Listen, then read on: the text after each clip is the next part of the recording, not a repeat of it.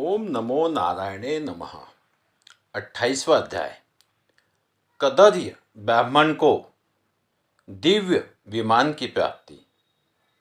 इसके पहले हमने 27 अध्याय में कदर्य ब्राह्मण जो थे उनकी कथा सुनी थी। बस उसी को आगे बढ़ा रहे हैं हम। श्री नारायण जी बोले, यमराज के वचनों को सुनकर चित्रगुप्त बोले, यह प्रथम लोभ में पड़ा, इसलिए पहले यह प्रेत बने।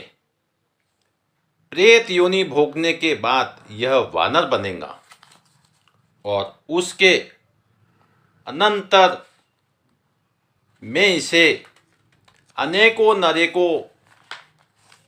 प्रकार के जो नरक हैं जिसमें यातनाएं दी जाती हैं उसको भोगने का दुख दूंगा। चित्रगुप्त की आज्ञा से दूतों ने उस ब्राह्मण को मारते हुए प्रेत योनि में पटक दिया। वह प्रेत होकर उस वन में, जिसमें फल भी नहीं थे, रहने लगा।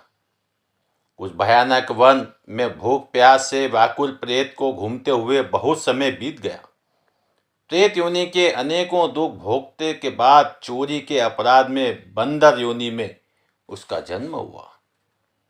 बंदर के रूप में जन्म लेकर वह जम्बू खंड के कालंजर पर्वत पर घने फल फूलदार वृक्षों एवं शीतल जल के सरोवर से युक्त मनोहर स्थान में विचरने लगा।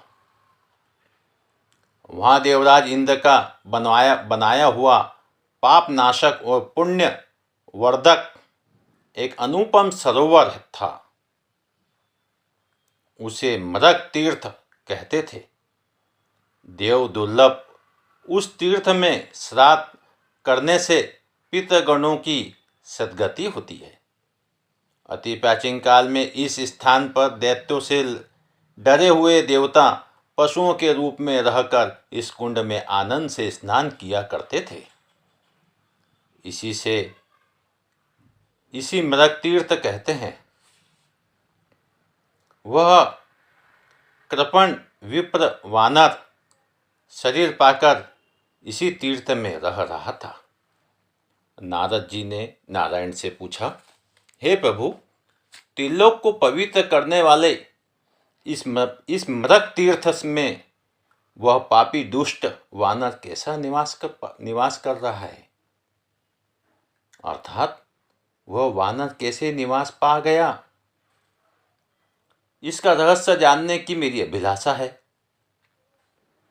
नारद जी के ये वचन सुनकर श्री कृष्ण जी ने कहा, हे नारद, पूर्व समय में चित्रकुंड नाम का एक वैश्य था। उसकी तारका नाम की पतिव्रता पत्नी थी। उन्होंने पुरुषोत्तम मास का व्रत किया।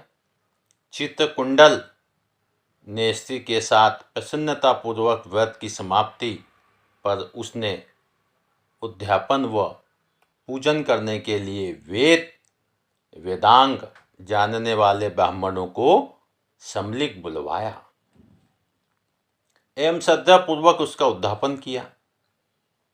हे नारद, पैसे का लोभी वह कंजूस ब्राह्मण चित्र शर्मा भी वहां पहुंचा। उद्यापन विधि पूरी हो जाने पर चित्रकुंड ने सब पत्नीक ब्राह्मणों को खूब दान दक्षिणा देकर प्रसन्न किया।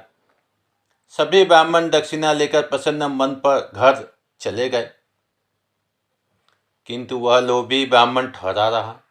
वह रोता हुआ आगे बढ़कर विनयपूर्वक गदगद कंठ से बोला, हे वैश्य श्रेष्ठ चित्रकुंडल, यह पुरुषोत्तम मास धन्य है।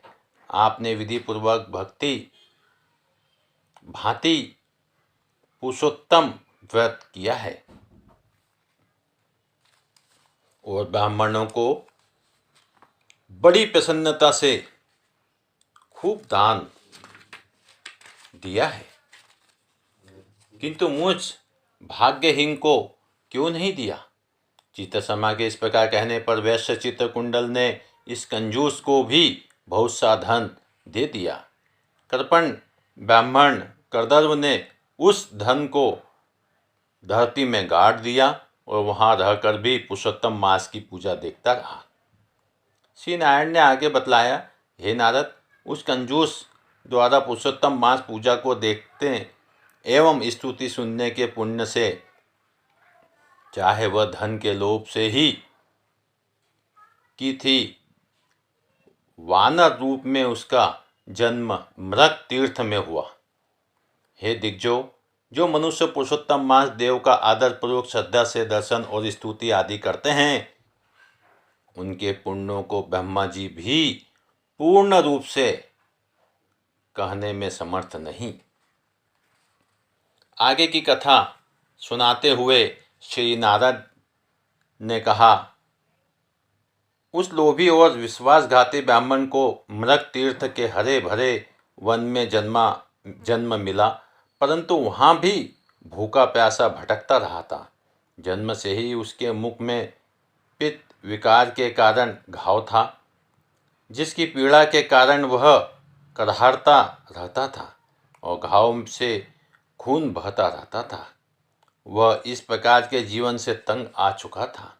इस प्रकार उसे भूखे प्यासे दुख भोगते देवयोग से पुरुषोत्तम मास आ गया। पुरुषोत्तम मास के कृष्ण पक्ष की दशमी के दिन वह प्यास से व्याकुल भटकता हुआ एक कुंड के पास पहुंचा। भूख प्यास से व्याकुल वह बंदर कुंड के किनारे एक वृक्ष पर चढ़ गया और एक पेड़ से दूसरे पेड़ पर कूदा, किंतु पूरी तरह उछल न सकने के कारण बीच में ही गिरकर कुंड में आ पड़ा। वह 4 दिन कुंड में पड़ा रहा और 5वें दिन उसके प्राण निकल गए। श्री नारायण ने आगे कहा, हे नारद, पुरुषोत्तम मास में तीर्थ के जल में भीगने के कारण उस वानर के सब पाप निवृत्त हो गए। वह उसी समय नील कमल सदृश सुंदर और दिव्य आभूषणों से भूषित, जिसमें भगवान के पार्षद बैठे थे, वहाँ आकाश से उतरा। यह देखकर वह दिव्य देहधारी वानर अत्यंत आश्चर्य करने लगा